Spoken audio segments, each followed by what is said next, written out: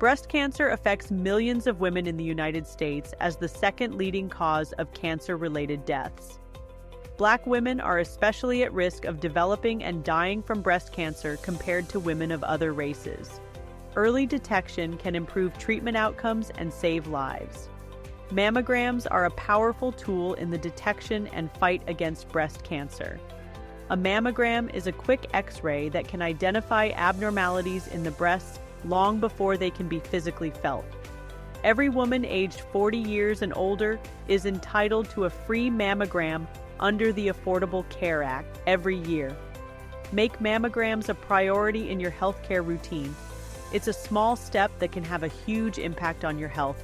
Let's work together to empower women.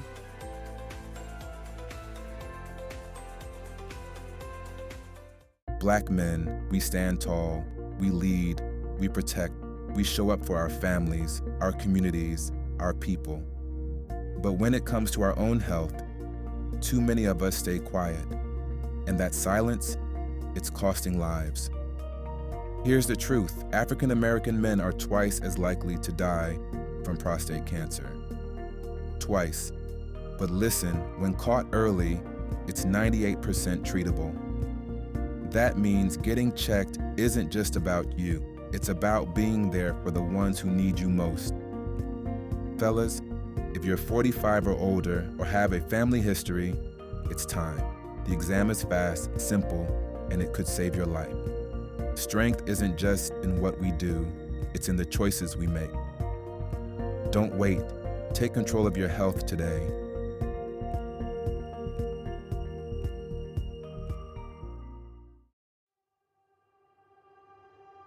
Every day, school buses safely transport our children, but only if drivers follow the law. Flashing lights and a stop sign on a bus mean you must stop. Passing a school bus in this situation isn't just illegal, it's dangerous. Children's lives are at risk when drivers ignore this signal. Protect them by stopping, no exceptions. Failure to stop has serious consequences. Do your part for safety and your community. Flashing red lights on a school bus mean you must stop immediately. It's the law. It's about safety. It's about lives.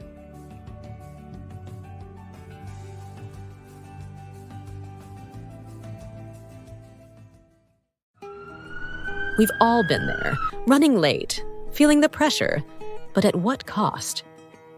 Speeding contributes to nearly 1/3 of all fatal car crashes.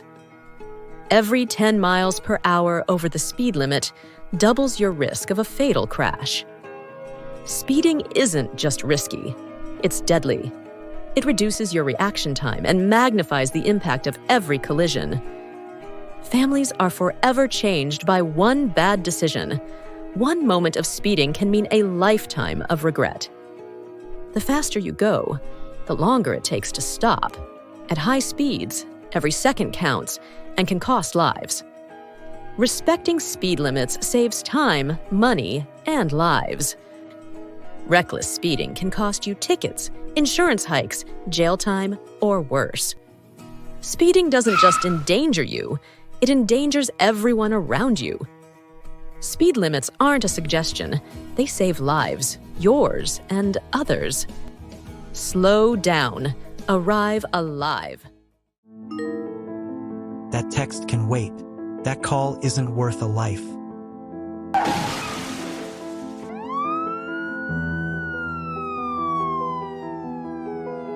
In the United States, distracted driving leads to over 3,000 deaths and approximately 424,000 injuries each year.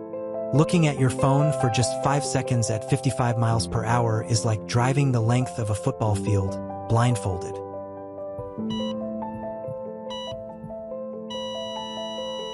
Is that text worth never making it home? Put the phone down. Focus on the road. Lives depend on it. Drive safe. Arrive alive. On the go and feeling hungry? Everywhere you look, donuts, pizza, chips, soda. Tempting, right? But is it really the best choice? These foods may taste good, but they don't give your body what it needs. That's because they're loaded with salt, fat, and sugar, things our brains naturally desire. But here's the catch. Food companies pack in extra amounts and use smart ads to keep you coming back for more. You don't have to fall for it. Next time, grab a juicy fruit, a nutritious snack bar, or crunchy veggies with dip. With time, you'll see you don't need junk to feel satisfied. Real food fuels a real, healthier you. Make the smart choice. Choose nutritious food. Soft, because we're gonna play a lot of people together, so we will make loud. And let's try this.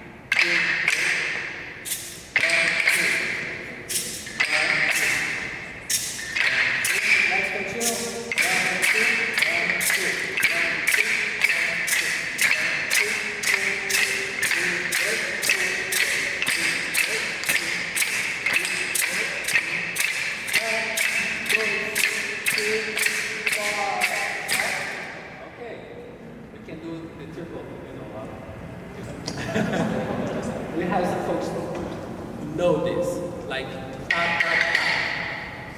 1, 2, 3.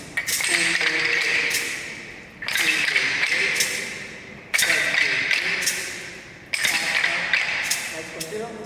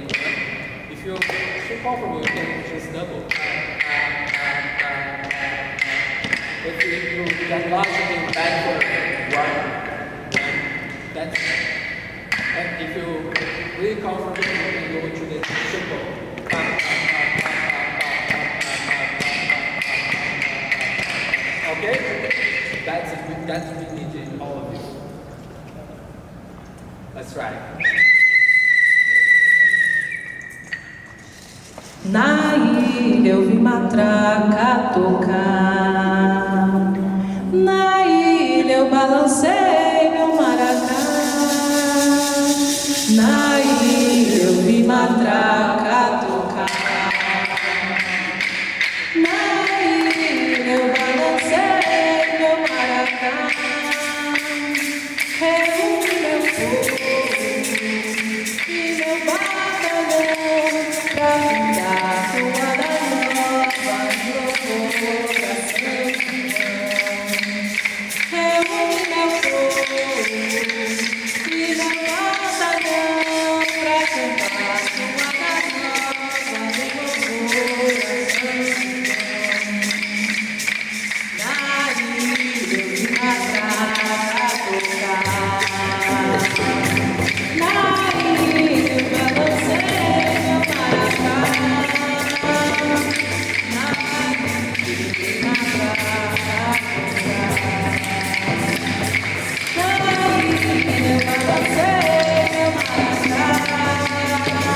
reúne meu povo e meu batalhão pra cantar toada nova no coração.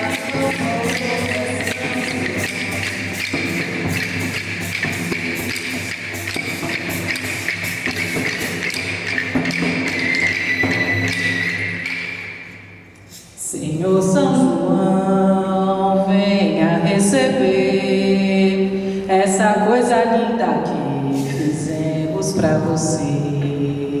Senhor São João, venha receber essa coisa linda que fizemos pra pra você, com a santa luz divina que ilumina o meu batalhão. É humilde essa oferenda, mas é de bom coração. Com a santa luz divina que ilumina o meu batalhão. É humilde essa oferenda, mas é de bom coração. Senhor São João, venha receber essa coisa linda que fizemos pra você. Senhor São João, venha receber essa coisa linda que fizemos pra você. Com a santa luz divina que ilumina o meu batalhão. É humilde essa oferenda, mas é de bom coração. Com a santa luz divina que ilumina o meu batalhão. É humilde essa oferenda, mas é de bom coração.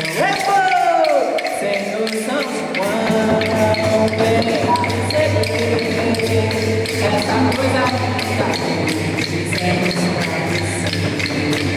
Senhor São João, venha receber essa coisa linda que fizemos pra você. Com a santa luz divina que ilumina o meu batalhão. É humilde essa oferenda,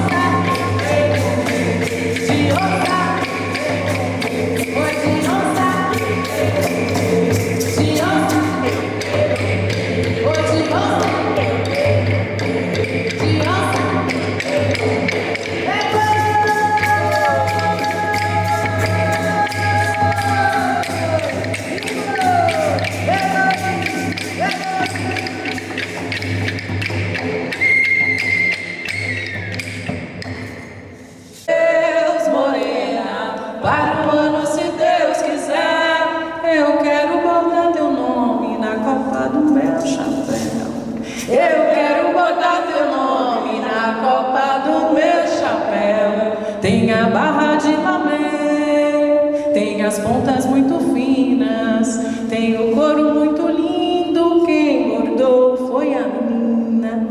Tem a barra de lamé, tem as pontas muito finas, tem o couro muito lindo, quem bordou foi a menina. Adeus, morena, para onde se Deus quiser.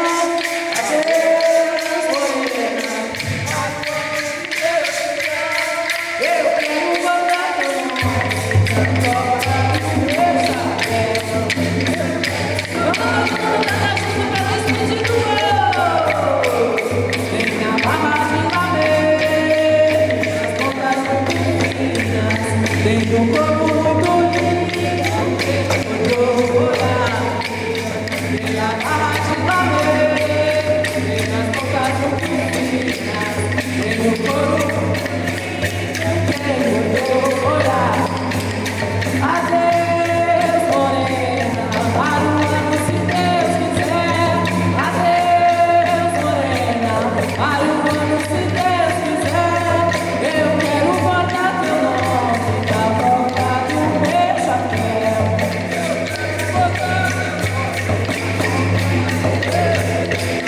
Tem a barra de lamé, tem as pontas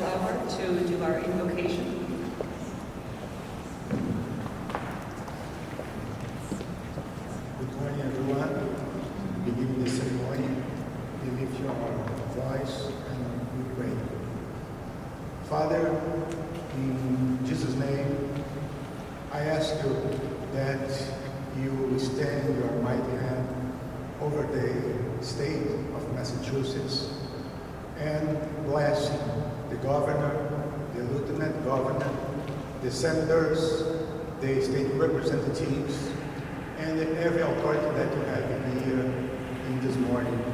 I ask that your favor, your blessing, your guidance, and your wisdom be over everyone. And we ask your blessing for all Brazilian community that here in the U.S. and all Brazilians that live here in this state. Everyone that come, no God for just have the opportunity, but I ask that you give for everyone peace, prosperity, and that your hand is still over everyone. I ask your favor and your blessing for everyone. I pray in Jesus' name. Everyone say, Amen. Amen.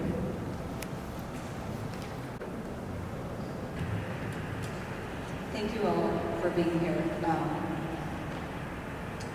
Now it is my distinct honor to introduce our keynote speaker for today, who is our colleague and our friend from across the border over into Connecticut, the other Brazilian capital that we have in Connecticut, Farley Santos.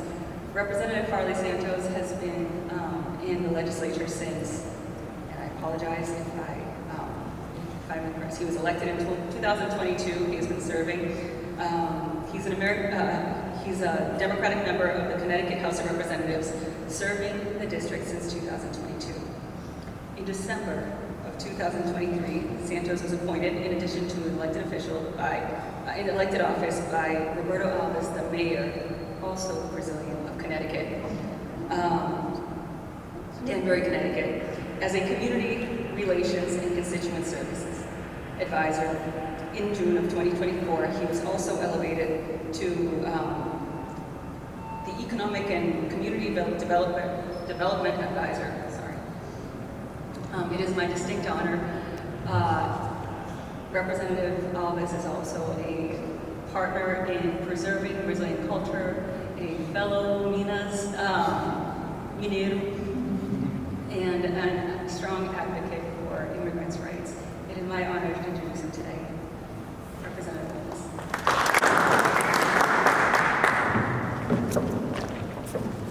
Good morning, everyone. Bom dia a todos. É uma honra estar aqui com vocês. I have to just thank everyone who made this day possible, everyone who's here today, all the dignitaries who are here, especially Representatives Priscila Sousa, Rita Mendes, and Luciana, for inviting me to speak here today and to celebrate this Brazilian culture that we're also very proud of. This is my very first time in the Massachusetts State House, and as a history nerd, I have to admit I've been geeking out since the moment I got here, looking at all the beautiful sights that there are to see here. And now, while I come from that great southern state of Connecticut, I have a special love for Massachusetts. My family first immigrated from Brazil. I was only 7 years old in 1996, and this was the very first state we called home. We settled in Framingham, like a lot of other Brazilians did. 3 of my brothers live here today. I have extended family who lives here today, including my brother Pedro, who is here, himself an immigrant, and the personification of the American dream. A successful businessman, a man of faith, raising a beautiful family right here in Norfolk. I'm very proud of him. And let me confess something else. To many of you who live here, you know about the Red Sox, and I am an avid Red Sox fan. But it's very hard to be a Red Sox fan when you live in Connecticut, and New York City is the very last exit bordering the state of New York. It's not easy, but love knows no borders, right? Connecticut's a proud state, and we've passed landmark legislation, and as recently as this year, like the Trust Act, which I'll talk to you about in a moment. And I'll be honest with you, we often follow Massachusetts' lead. You have not 1, not 2, not 3 Brazilian American state representatives. In Connecticut, I'm the very first, as Priscila said, elected in 2022. You've passed transformative legislation that improves the lives of your residents. You've built a welcoming Commonwealth where diversity is not just accepted, it's celebrated. And for that, I deeply admire your kindness. I represent the city of Danbury, the 9th most diverse city in the country. I'm incredibly proud of that fact. But I also know that diverse communities like mine often face unique challenges, especially in these times when it relates to immigration. The rhetoric we hear nationally is often filled with fear and division, and that is lamentable. In Connecticut, we recently strengthened our Trust Act. The new law makes it clear local police should not be immigration enforcement agents. It protects families from unnecessary fear, while still ensuring that individuals convicted of serious crimes are held accountable and deported. It strikes a balance between justice and compassion, between public service and human dignity. When we debated this bill, I listened to colleagues disparage immigrants, undocumented. Many of them simply didn't understand the immigrant story. These are people that I shared meals with, that I worked on legislation with, that we asked about each other's families. They didn't know my story, and I sat there for 4 hours listening to what they had to say, until I finally got up to speak. And for many years, I was undocumented, but they didn't. My family lived with the fear of deportation, but nothing like the fear that is among our communities right now. But we also live with deep gratitude for the chance to build a future in this beautiful country. Immigrants like me, and like so many here today, aren't looking for handouts. We're looking for opportunity. We pay taxes, we start businesses, we serve our neighbors. We do all of this because, as my father always reminded me, to whom much is given, much is required. That is why I ran for office, because this country gave me and my family a chance, and I felt called to give back. The immigrants being caricatured and targeted in political debates are the same people who work at your diners, who do your laundry, who clean your homes, who build your homes, and staff your hospitals, and so much more. And their children, if we invest in them, will grow up to be doctors, lawyers, teachers, entrepreneurs, and yes, even state representatives. Immigrants are not just the backbone of our communities, they're the builders of our future. Look at cities right here in Massachusetts: Framingham, Natick, Fall River, Springfield, Boston. Immigrant communities helped build them, and today sustain them. And as for Brazilians, well, we're a special breed. We bring our own spirit to the great American mosaic. We're people of mixed cultures, mixed faiths, mixed backgrounds. We love family. We are people of faith. We yearn for happiness. We celebrate music, dance, soccer, and of course, our independence. We bring with us the warmth and resilience of Brazil, and we weave it into the fabric of this country we now proudly call home. One of my closest friends is the mayor of the city of Danbury, Mayor Roberto Alves. He is someone of determination and perseverance who I greatly admire. The first formerly undocumented mayor in the state of Connecticut. He is the chairman of our Democratic State Party, Carioca, of course. And at every flag raising, he reminds us of how blessed we are to live in this country, in this nation, where we can raise the flag of another country in celebration of its own independence, right alongside Antarctica. It's that flag that gives us the ability to do that. That freedom is extraordinary. That freedom is America. And we should never forget that. Never forget that we are more than just one person, one president. We are a mosaic of people coming together. So let us never forget, America has always been the strongest when it embraces identity as a nation of immigrants. Let us reject fear and division. Let us embrace the Brazilian warmth for one another. And let us continue to build a country that honors every color, every faith, every language, every dream. I'm deeply grateful for the opportunity to be with you here today, celebrating our great country, celebrating Brazil and its independence, and all that we contribute to this community, all that folks who are here doing the work on the ground level contribute to making this state and this country a better place for all.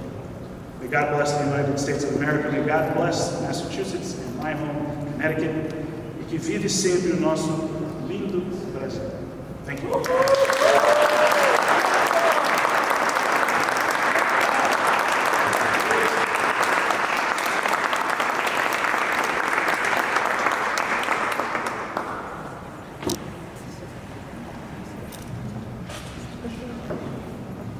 Thank you, Representatives. I can imagine it must be fun out there in Denver. And it is incredible to share the responsibility to be here to carry, as Representative Santos mentioned, of being Brazilian Americans here in the House of Representatives with Representative Mendes, Representative Sina, who is not able to be here today. But I would be remiss if I didn't mention our other colleagues who are standing with us here today, have taken the time on a Friday, a day we're typically not in this building, but to come and celebrate Brazilian culture with us. We have Representative Kate Donahue, Representative Warren,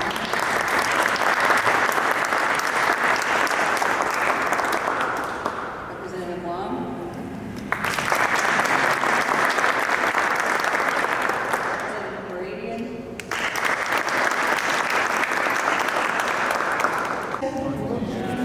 Good morning, everyone.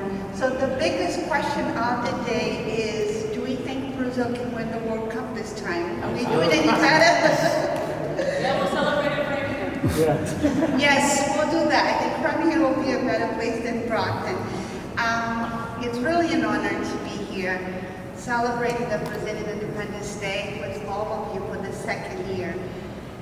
It's always a battle here in Massachusetts because the immigrant communities are so big and diverse. So there's always those who say the Portuguese language is the most spoken language in Massachusetts, and then there's the Latinos with the Hispanic side of it. No. It's Spanish that is the second most spoken language in Massachusetts. So I think that battle, maybe the consulate at some point or someday will be able to settle that issue with us. And there are always those that when you say that you're Brazilian, they start talking to you in Spanish. And you try to say, no, it's Portuguese. They're like, oh, no, it's all the same. So it's worse.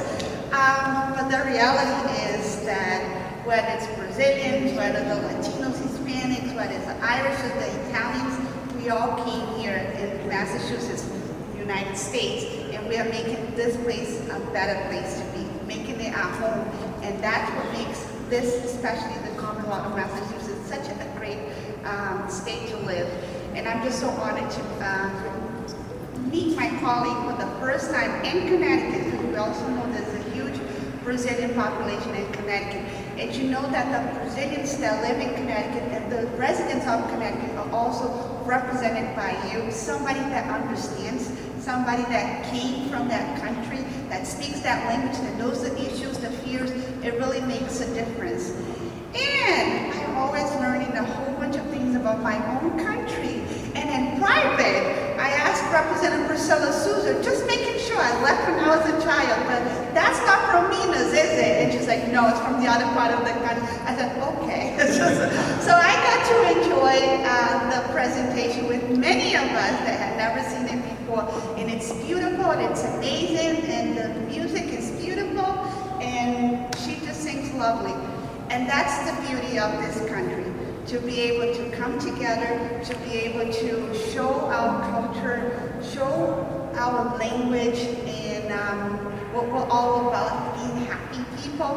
So although we took note to becoming Americans, we chose to become Americans. But when you're Brazilians by birth, it's a special, special meaning, because you never forget your home country.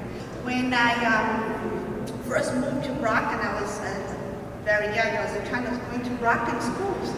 And the Cape Verdeans, they would come up to me, they would start speaking to me in Portuguese. And naively, sadly, I didn't know as much about their country as they knew about Brazil. So they knew about all the novellas, they knew about all the famous people, and they were sharing stories about my own country. And I was like, wow, I need to learn about their country too, because there's other places out there that also speak the Portuguese language that we are maybe not as aware about, that we should be learning about them, because trust me, they all know about Brazil, they know about our culture, they know about samba, they know about our novellas, they know about what we are about, and they share and they love our culture. And once they meet us, they are happy to meet us, and they're just friendly people. So that's our responsibility when we're here, when we're representing our communities back home. In Brockton, I represent Haitians, I represent Cape Verdeans, I represent Latinos, Hispanics, and a very small population of Brazilians. In my district, it's a very, very small population. That votes is not enough. And when I first decided to run for office, people kept telling me, like, are you crazy? Because who's going to vote for you? Like, nobody knows who you are. You're Brazilian. This is like Cape Verdean. If you're not Cape Verdean, don't even have a chance. Don't even bother running. You're trying to get your feet wet. And I always thought what this expression meant in English, like getting my feet wet. I'm not sure. Every time in my life, I don't do anything to just get my feet wet. I immerse into an issue, in a situation. I don't stop. And I don't give up. I keep on going. I don't know this feet wet thing is not how I was raised. I was like, okay, no problem. So I kept door knocking. And the worst part was that my husband, also another person, it happens to speak English not as appropriate as mine, because he never went to school, so he just learned his own ways to speak English, but he's able to communicate just fine because he loves, And I kept training him. I said, listen, we're going to go, and you have to get me out of the door, because we have so many more doors, but it's not polite for me as the candidate to just like, as people are talking, to leave, so you have to be the one that needs to get me out the door. Oh yeah, no problem, we'll do that. So we door knock, and he goes and starts talking, and goes on, and he gets so excited, and he loves about this, and he knows about that. And the English, I'm trying to debate whether the person is even understanding what they're saying. And I'm like, this is going to be quite a campaign. I don't know how how do I tell him that maybe he shouldn't talk as much? And I was debating. So there was one moment that we knocked in this lady. She was so lovely. She was probably like in her late 80s. This little white lady, and she kept on talking and talking and talking to my husband, and I was just trying to think, okay, we'll see how this goes. He won't stop. There's no point me telling him. So I was like trying to get him to leave, and then the lady was like, so what are you waiting for? I want to vote for you. He was like, no, my wife. You vote my wife. I was like, okay. So I was like, okay then. In however way it is, whether we can speak the language properly or it's a broken English or however it is, we communicate, we share that charisma, and people just connect with the Brazilians because we're passionate, we're real, and that makes a difference. So that day on, I let him do whatever he wanted to do the campaign. I wouldn't dare tell him anything because I knew whatever he was doing it worked. And we talked to the ballot, and I was the first Brazilian elected in Brockton to council at large. Then I was the first Brazilian elected in Brockton for state representative. First minority elected in Brockton for state representative.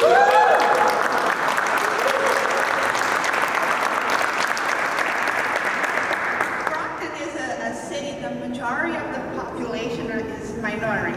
And never in the history of the city of Brockton we managed to send another person that wasn't a white Irish to the State House ever. This is like the first time that they were able to elect a minority, somebody that wasn't born in this country, to the State House to represent them. And that holds meaning, because when I'm here speaking, I know I have a responsibility to speak for those that are not going to have the voice, but to speak for themselves. The people that I represent, they're not going to be calling me about some legislation that I voted in favor or against. Most of them, English is not their first language. They have 2-3 different jobs. They're worried about their kids going to school. They're worried about busy daily lives. They're not following what we're doing here at the State House. But they will call me if some funding that they're getting, the housing issues or different things that they need to support themselves and their families, they're going to be calling me. It's like, I need money. I'm going to be on the streets. I need this benefit to be able to arrive yesterday, because today I'm already sleeping in my car. Unemployment, whatever the issues is, they're calling about daily lives. So when I'm here, I have to fight to make sure you bring home the bacon, to make sure that my community is taken care of, making sure their kids are being able to go to school, get a decent education, being able to understand what's going on, and be that generation that is going to to drive, that's going to make a difference, that's going to be the future state representatives, the future leaders of this country, this nation. And this country allows us to do that. And that's why I'm so proud to represent them, because our battles, our trials, what we face as immigrants are the same. It's my own story. My own story, when I came here, my mom, she didn't speak English. She would send me to school, and I did my homework. If I didn't do my homework, she wasn't going to be the one that was going to be able to help me with any of that. If I went to school, if I didn't go to school, she wasn't going to be the one to be able to track me all day, because she was working 2-3 different jobs to provide for 3 kids by herself. So I had to rely on the people at school. I had to rely on my guidance counselor. I wasn't going through high school with the dream that, oh, I'm going to get to go to college because, my entire family went to college. I was really the first one that got to even graduate high school. When it came time to go to college, I told my guidance counselor, I can't, I have to work full-time. College is not for me. And she said, no, you're going to go to Massachusetts Community College. You're going to go to night, you're going to go part-time, you're going to take 1 class, 2 classes, whatever your schedule in your life allows, but you're not stopping your education. You have too much potential. And because of that teacher, that I love her dearly, my guidance counselor, I was able to go to Massachusetts Community College. I got scholarships. Then I went to UMass Dartmouth. I also got scholarship. And I thought, okay, this is great. I was selling houses. The real estate market was great. And I thought I had more than enough education, because at least I had some college experience. And 2008 came, the market crashed, the whole thing, I lost everything. So I was like, maybe being a real estate broker is not the best and safest thing when the market crashes overnight and now you're back not knowing what to do with your life with the kid that you have to raise. So I said, I'm going to become an attorney, because if all else fails in my life, I'm going to be bankruptcy lawyer. At least I can file for bankruptcy. Someday I'll have some job. I'll be able to survive some way. I just need a career. I need a degree. I'm going back to school. Yeah, going back to law school. When you have a child, when you're trying to raise that child on your own, and you're working full time, not really selling houses, because that wasn't making a lot of money, going to Dunkin' Donuts, because that was my first job, being a store manager at Dunkin' Donuts. And then at night going to law school, day by day, and to graduate, to become an attorney, and to be able to represent the immigrant community by being an immigration attorney, which is something that you can do more money maybe doing the bankruptcy, but when you have your call and you want to help your community, especially this time, this day and age, not easy to be an immigration attorney if you haven't noticed it. So, but their stories are stuck with me. And I say, who needs the novellas? Because every time when they come and they share this story, you win a case, it really is so fulfilling that it just keeps on going. And people ask me, like, how do you do it? You're a state representative, you have your office. I guess when you're passionate, you just want to do it. You're going to do it no matter if you're going to work 24/7, no matter if you're going to have to be up until very late at night, no matter if you have to be up at 4 in the morning, you be at the office at 5, but then you have to be at the State House by 9, no matter what it is, what you have to do, you know. And when I was running, my kid, he was the one helping me on my campaign doing the computer stuff, because now he gets to go to WPI, second year, and he's working the computer engineering. And I was running for a state representative. And then I was always worried, because the competition is so hard, and I was always worried if I was going to win or not. And he was the one that looked at me like, why are you worried so much? Of course you're going to win. I said, well, why do you have so much faith in me? Like, what makes you think I'm going to win? And he goes like, Mom, I've never seen a harder working person than you. If winning an election means you have to work hard, trust me, there's nobody that can beat you with that. You're winning, just stop worrying. That kid, okay.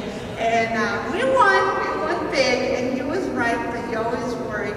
But the fact he knows that if I gave my word, if I said I'm going to do something, he knows I'm going to be there no matter what happens, because he just knows his mom, he knows how hard the mom works, and that's what I want to leave for my kid, because I know he can do so much more. Because I'm being able to provide for him to be able to do so much more, and that makes me so proud to be in this country, so proud to be able to be where we are today. Danilo, our good friend who's not here, he was the first elected state representative in the country, I believe, because he came in 2020 and he was started in 2022. And then when me and Priscilla, we were running, it was like, this is it, this is our chance. And now with the two women, the first one's, I think is in the country too, right? So we need more. We need company. We need to grow the field. We need to invite more people to the State House, because this is the people's house. We need to let them know what we do and the difference that we can make in people's lives. We need to come together and say, okay, the Brazilians, they've been very successful entrepreneurs. You can't deny that. The businesses, providing jobs, really making the economy in Massachusetts and other parts of the country thrive, because they're here working hard every day on their businesses and providing jobs and really growing the economy. Now we need that political power. And it's only the beginning, but we need that way. We need to work very, very hard, and we can do it because we know we can help a lot more people. We know we can do a lot more good, and then we need to wake up and stop saying I don't get involved in politics, I don't do this and that. It's part of our lives, whether we like it or not. We live with the consequences. If I'm going to live with the consequences with something, why wouldn't I be a part of it? Why don't I want to share my voice? Why don't I want to share my story? It's going to happen regardless. Why can't I make it better? So we need all of you who are here to make sure next time, next year when we're back here, that we're bringing friends with us. We need all of you who are here to say anytime this house is open for you to want to come for a tour, you're going to be calling us, the reps, who will give you a VIP tour and share the culture and share the story and share how we got here so we can inspire more people to be able to come and do what we're doing. We're going to be going to schools and talking to the students. We want to plant the seed early on so that way they can grow, they can thrive, and they can come and take our place.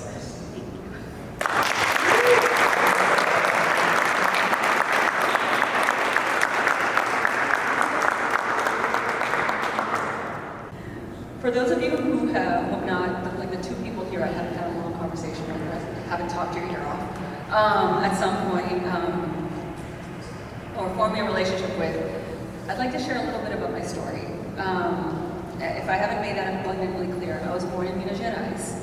I joke that I speak Portuguese with a twang, like a really heavy one too. In the beautiful country of Brazil, it's got some of the most beautiful landscapes you have ever seen, and I am madly in love with it. I get to live in two cultures, creating a mosaic of myself that is both Brazilian and American. I can lose my voice cheering for Cruzeiro or crying for Cruzeiro, depending on the day. And on Sundays in the summer, and observe the sanctity of football Sundays in the fall. I listen to both Dolly Parton and Ivete Sangalo. I can make a mean baked mac and cheese, if I do say so myself, and the perfect conjugation. Just really anything with cheese.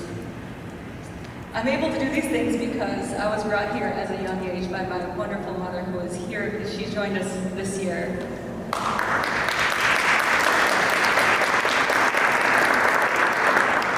Who at the age of 28 must have lost her mind and made a tremendous sacrifice to bring me and raise me in this country and invest in my education.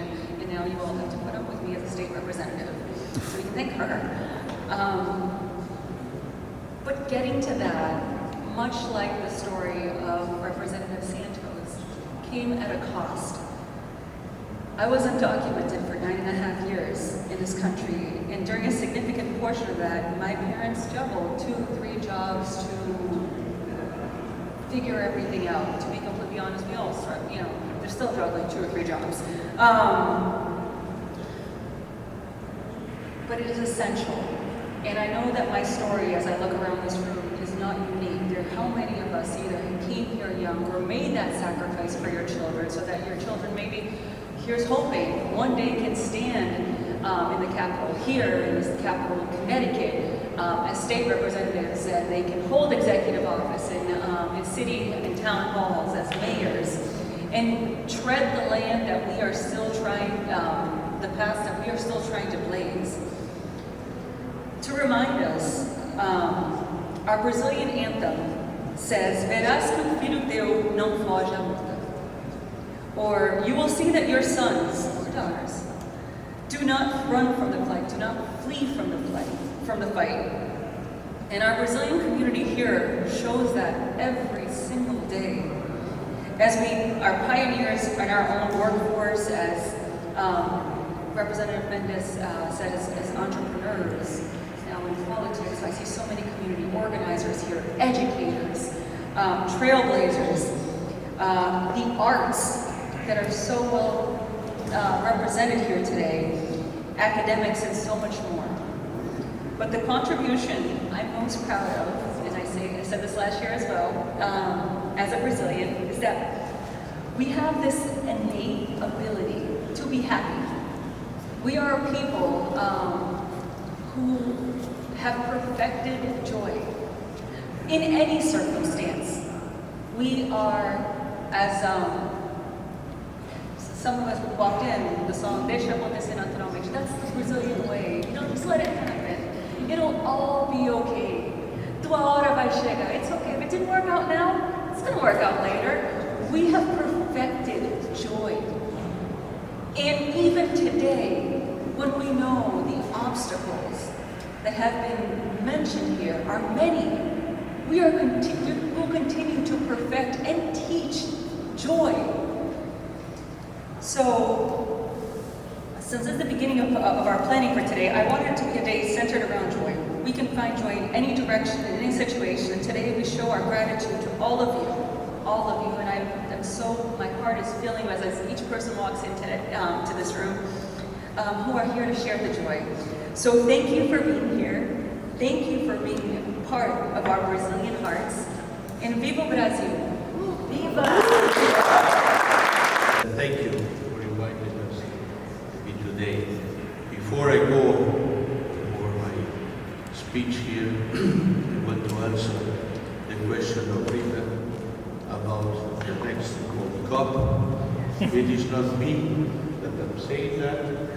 It's Harvard professor Levinsky, that you all know. It has been said that this is the time of Brazil.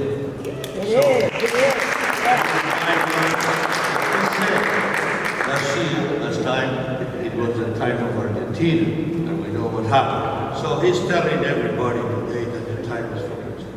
So it's not by me that I'm telling that, but it's he who said it. And of course, you that are a Cruzeirense, understand that? That's very good. Always have in mind that our national anthem, what says, Cruzeiro is the only team that is mentioned by our national anthem, which is important also.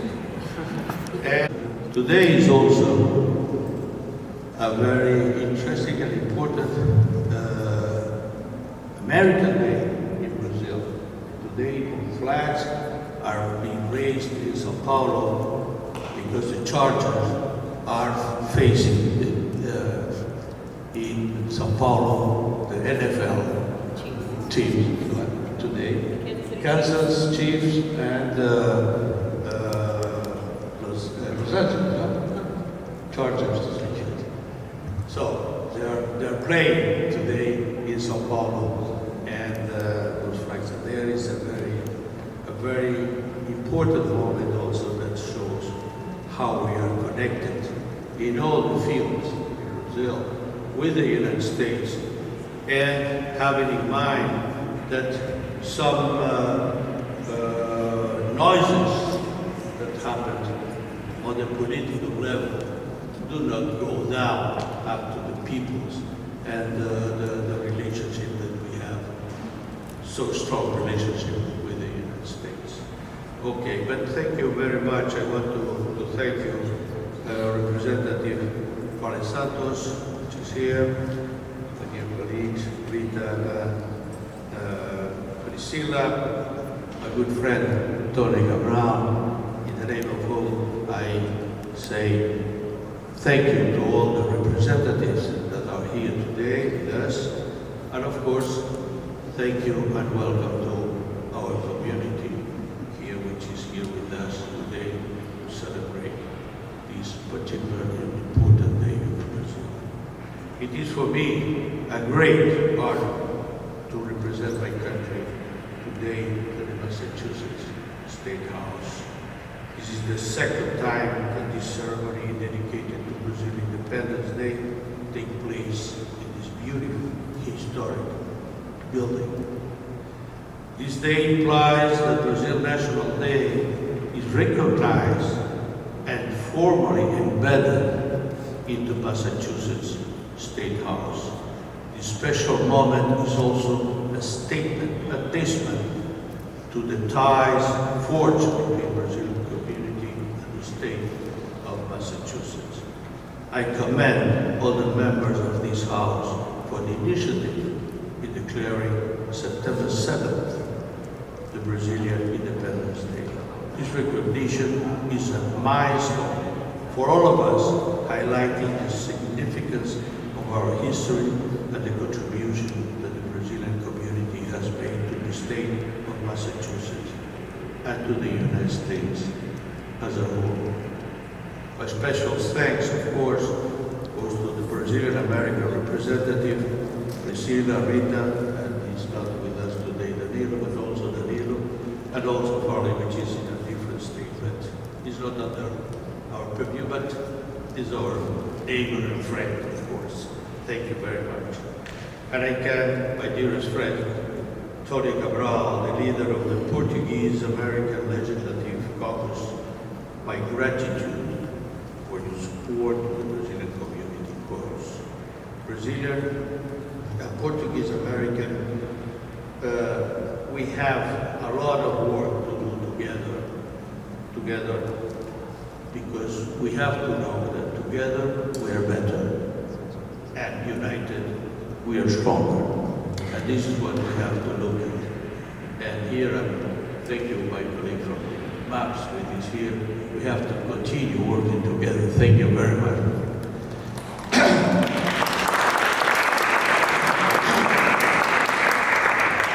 Today, we gather to celebrate a date of deep meaning for Brazilians, the Brazilian Independence Day. It is meaningful that this ceremony takes place here in the State House of Massachusetts, a state that has become a home for hundreds of thousands of Brazilians. No immigrant challenge may harm this unwritten alliance between Brazil and the state of Massachusetts. We come together to celebrate our cultural traits and our values that define us as Brazilians, such as the love of freedom, the support of democracy, the respect of human rights. We Brazilians share those values with American people. Diversity and entrepreneurship spirit marks the Brazilian presence in these states. Our community contributes in a wide range of fields, from healthcare to education, from service to trade, from music to food.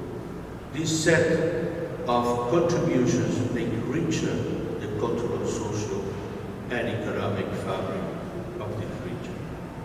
My dear friends, the commemoration of Brazil's Independence Day this year is even more meaningful.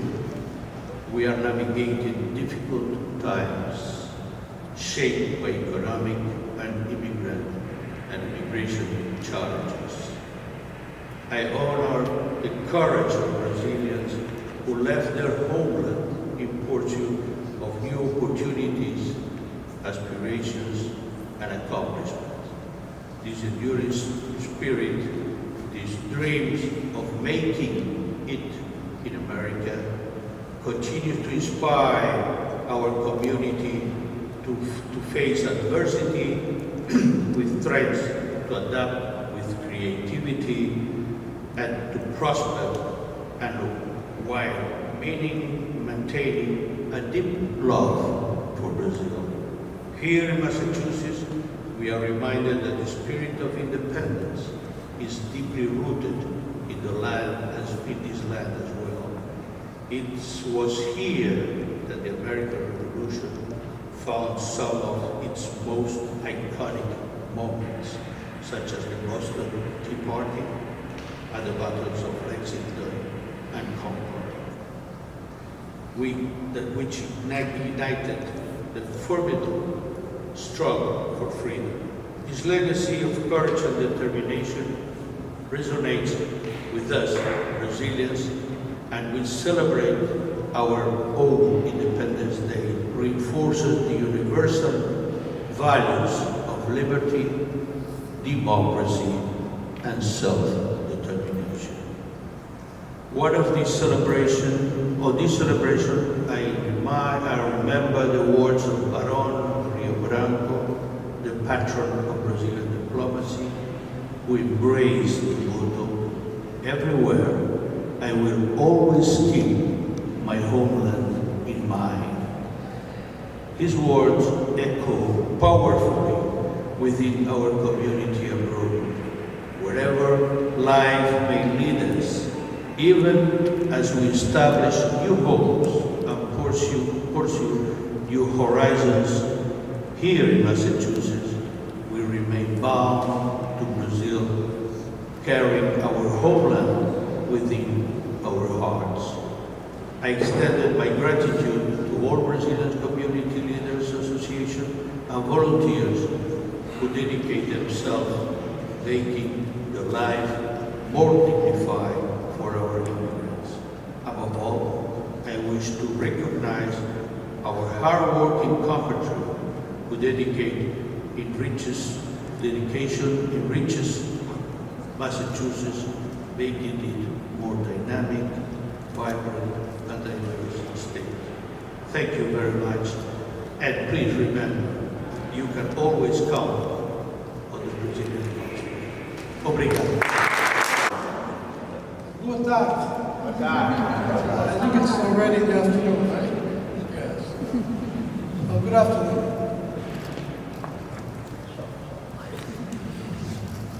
Let me begin by thanking Representative Sousa, Representative Mendes, and Representative Senna for leading this year's celebration.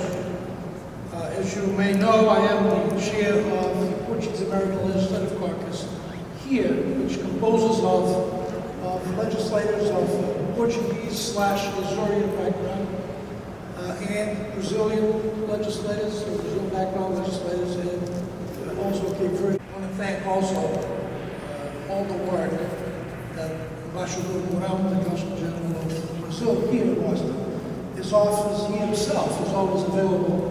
He actually gives his cell phone number away to some of us. I'm not sure to everybody, but some of us have his cell number. It's very nice. It's been fantastic. His office has been tremendous in helping the Brazilian community, but also working with all of us. All of us that come from these places called countries that speak Portuguese, right? And to me, is really what we need to do. Unidos, jamais seremos vencidos, né? Povo unido, né?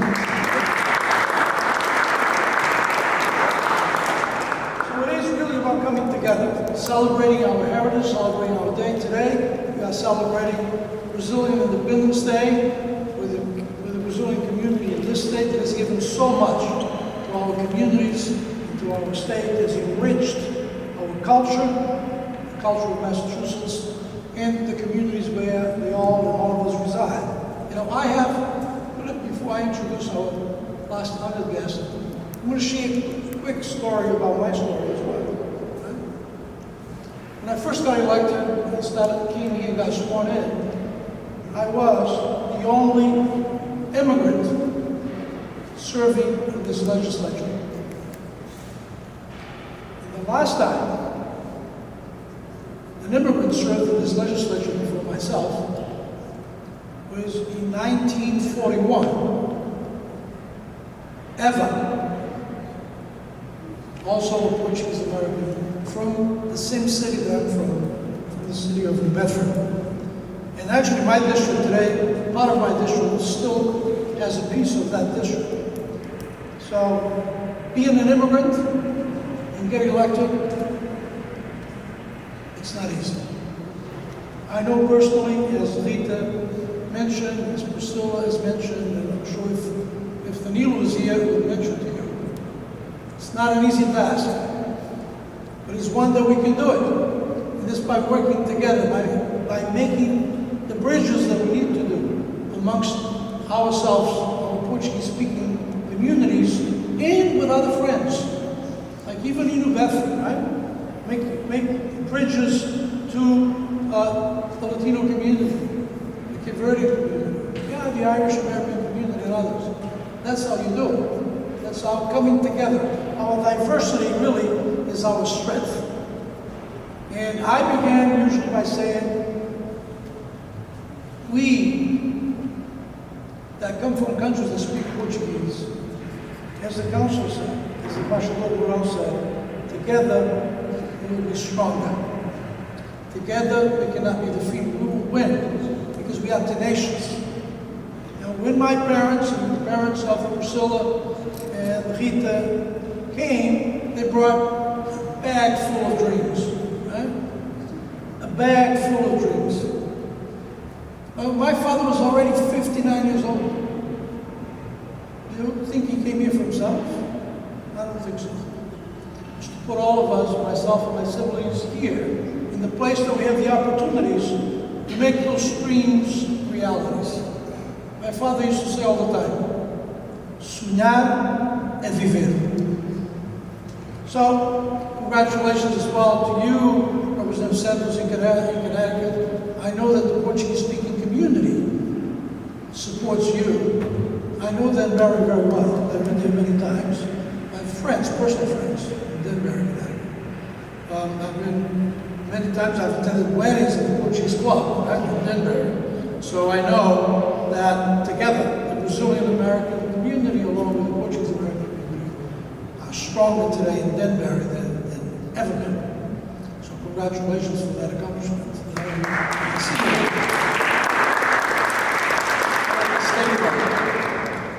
So I think there's many more dreams to have, and I think there are many places that you can go, and all of us can go. So today I feel at home. I have a bunch of other immigrants serving with me, right? Not only have a bunch of other immigrants serving with me, we have a lieutenant governor that comes from also a family of immigrants, right? Someone who understands those dreams, someone who understands those struggles, but also understands our successes. And we as Brazilian Americans, I might include myself as one, we have many things to celebrate. We've had a lot of struggles. The community has had a lot of struggles. We have so many things to celebrate. You know, we all connected one way or the other. Be through friends, be through family. You know, in my own family, we have, one of my brother-in-laws was a Brazilian Portuguese Azorian, right? His father was born in Brazil. And of course he grew up in the Azores, already was born in the Azores. Actually, when I was a little kid, I didn't know his real last name. Because his father was known in the town that I grew up as o Sr. Alberto Brasileiro. Only because he had been born in Brazil. So everybody knew him as that. But his last name is Bollard. But my brother-in-law obviously was always very proud of not only his father, but also he always used to talk about Brazil because through his father's stories. Thank you, Rep. Cabral, for that very warm introduction and for speaking so eloquently about our shared origin story for folks who are immigrants and are daughters of immigrants, as I am. It is different, it is meaningful, and you recognize the sacrifices made by those who came before us. And it's so grateful to be here with you, with Representative Sousa, with Representative Mendes, with many other representatives who are joining us, along with Representative Santos and our Council General. This is a special day to be able to celebrate Brazilian Independence Day right here in Massachusetts, in our State House, what we like to refer to as the People's House. You children are to be here, to be able to achieve dreams, to recognize and fulfill the hopes that they had for us. They knew this was a better place for education, for economic opportunities, and we're so lucky to be here today. to really recognize the contributions of our Brazilian community. We work with so many of you, our Brazilian Workers Association, the number of individuals that we can call on in education, in healthcare, in legal spaces who make Massachusetts better. Right now, I think there's a real conversation happening in Washington about whether our immigrant population makes us stronger. We know here in Massachusetts where our values are, who we are, and we are not going to change. Our immigrants are baked into the fabric of Massachusetts across the entire Commonwealth, and it is a source of pride and opportunity. It is no doubt making Massachusetts a stronger place to live, to work, to deliver a high quality of life. Make no bones about it. We're also lucky to be joined by our own Mark Hilney, who our official Brazilian ambassador, Consul General, out of the governor's office.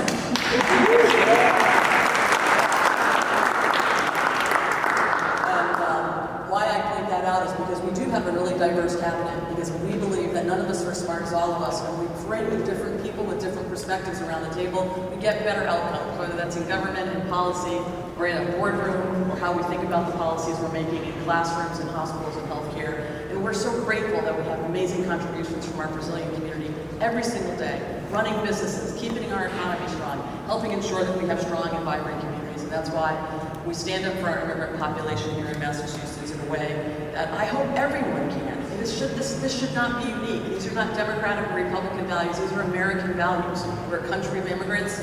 We are grateful to be able to recognize today's Brazilian Independence Day and the tremendous population that we have here from Brazil with Brazilian roots as we celebrate a proclamation declaring Brazilian Independence Day. Maybe I can have not only our legislators who are part of the caucus, but our Consul General, our visiting delegate member from Connecticut come forward as we read this and make an official proclamation.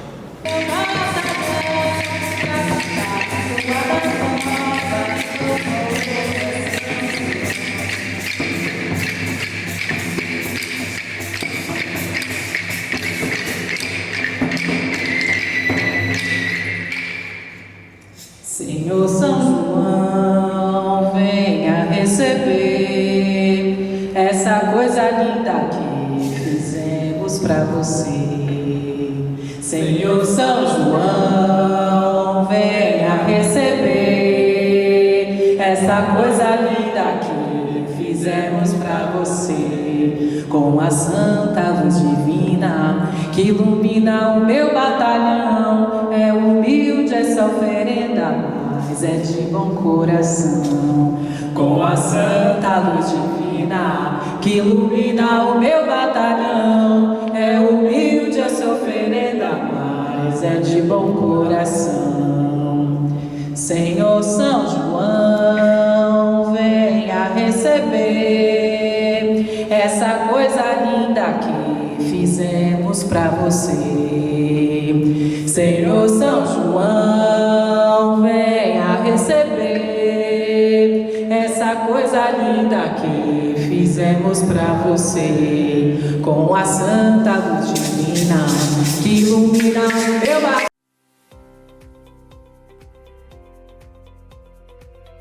Breast cancer affects millions of women in the United States as the second leading cause of cancer-related deaths. Black women are especially at risk of developing and dying from breast cancer compared to women of other races. Early detection can improve treatment outcomes and save lives. Mammograms are a powerful tool in the detection and fight against breast cancer. A mammogram is a quick X-ray that can identify abnormalities in the breasts long before they can be physically felt. Every woman aged 40 years and older is entitled to a free mammogram under the Affordable Care Act every year. Make mammograms a priority in your healthcare routine. It's a small step that can have a huge impact on your health. Let's work together to empower women.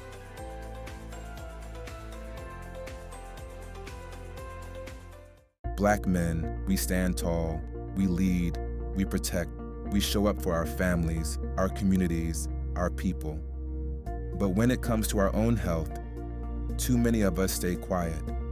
And that silence, it's costing lives. Here's the truth. African American men are twice as likely to die from prostate cancer. Twice. But listen, when caught early, it's 98% treatable. That means getting checked isn't just about you. It's about being there for the ones who need you most. Fellas, if you're 45 or older or have a family history, it's time. The exam is fast, simple, and it could save your life. Strength isn't just in what we do, it's in the choices we make. Don't wait. Take control of your health today.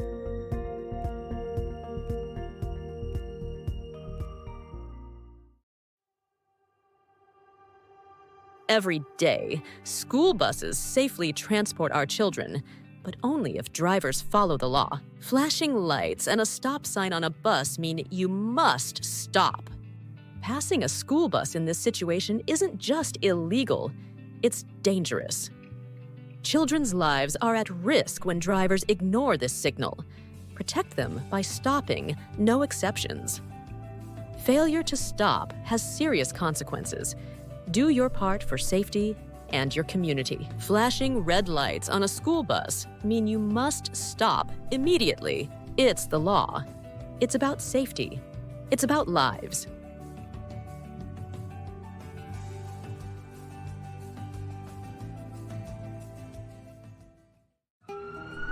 We've all been there, running late, feeling the pressure, but at what cost? Speeding contributes to nearly 1/3 of all fatal car crashes. Every 10 miles per hour over the speed limit doubles your risk of a fatal crash. Speeding isn't just risky, it's deadly.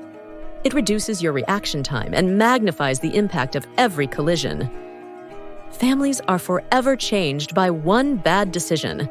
One moment of speeding can mean a lifetime of regret. The faster you go, the longer it takes to stop.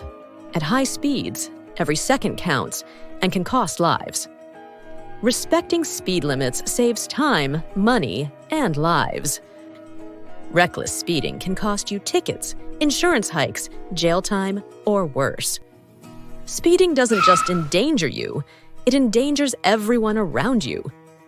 Speed limits aren't a suggestion, they save lives, yours and others. Slow down. Arrive alive. That text can wait. That call isn't worth a life.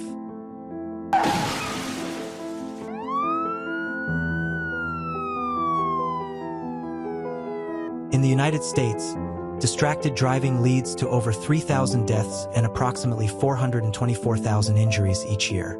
Looking at your phone for just 5 seconds at 55 miles per hour is like driving the length of a football field, blindfolded.